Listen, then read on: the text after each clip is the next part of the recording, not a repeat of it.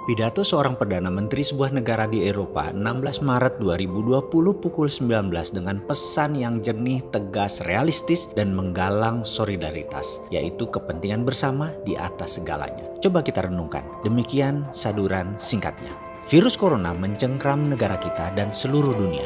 Bersama-sama kita dihadapkan dengan tugas yang sangat besar. Banyak orang merasa bahwa kita berada di roller coaster yang dalam beberapa minggu ini bergerak sangat cepat. Anda bertanya-tanya, apakah ini benar-benar terjadi? Iya, ini benar terjadi. Kita akan mengambil tindakan segera. Apa yang akan diambil saat ini dan di tempat lainnya belum pernah terjadi sebelumnya untuk negara-negara di masa damai. Dan itulah mengapa saya ingin memberitahu Anda bahwa prioritas utama kami adalah meminimalkan resiko Anda. Dengan semua berita saat ini dari dalam dan luar negeri, dengan semua peristiwa yang mengikuti satu sama lain dengan sangat cepat, masuk akal jika ada kekhawatiran yang sangat luas di masyarakat. Kita semua punya pertanyaan, apa yang bisa saya lakukan untuk melindungi diri saya dan orang-orang di sekitar saya? Bagaimana dengan sekolahan dan pekerjaan? Bisakah acara akhir pekan keluarga berkelanjutan? Bagaimana dengan pesta pernikahan? Berapa lama ini akan berlangsung? Dan mengapa satu negara mengambil langkah berbeda dari negara yang lain?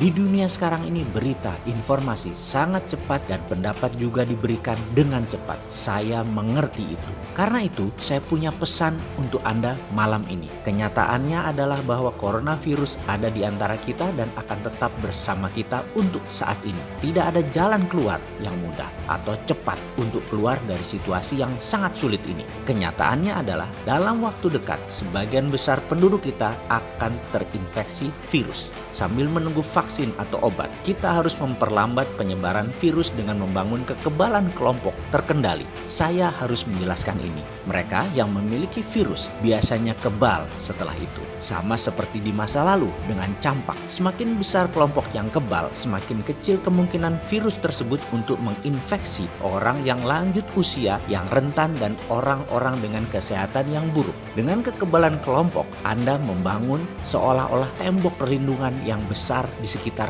mereka. Itulah prinsipnya. Tetapi kita harus menyadari bahwa perlu waktu berbulan-bulan atau bahkan lebih lama lagi untuk membangun kekebalan kelompok. Dan selama waktu itu kita perlu melindungi orang-orang dengan resiko besar sebanyak mungkin. Kita akan terus mencari keseimbangan dan membiarkan kehidupan biasa terus berjalan senormal mungkin. Jika kita dapat mengendalikan penyebaran virus dengan cara ini, konsekuensinya pada kesehatan masyarakat pada akhirnya bisa dikelola. Pada saat yang sama, kita tidak dapat dan tidak akan menutup mata kita pada konsekuensi ekonomi dari krisis ini. Banyak orang khawatir tentang pekerjaan mereka karena bagi banyak perusahaan, baik besar ataupun kecil, ini adalah periode yang sangat sulit. Banyak pengusaha tiba-tiba berada dalam posisi terjepit. Pesan saya kepada Anda para pengusaha adalah lakukan apapun untuk survive. Akhirnya saya ingin mengucapkan terima kasih pada semua warga dengan seruan di saat ketidakpastian di luar sana. Satu hal yang jelas, tugas yang kita hadapi sangat besar dan